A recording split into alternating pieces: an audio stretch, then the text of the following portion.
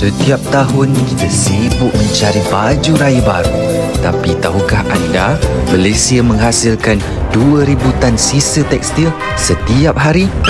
Itu bersamaan lebih 7 juta helai baju terbuang setiap tahun.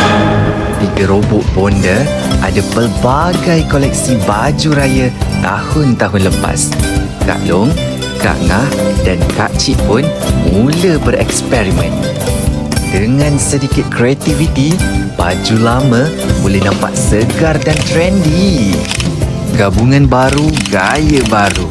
Tak perlu beli baru, asalkan tidak sesuai padan. Fashion berulang bukan lagi masalah, tapi penyelesaian. Dengan menggunakan semula baju raya, kita boleh kurangkan pembaziran dan jaga alam sekitar.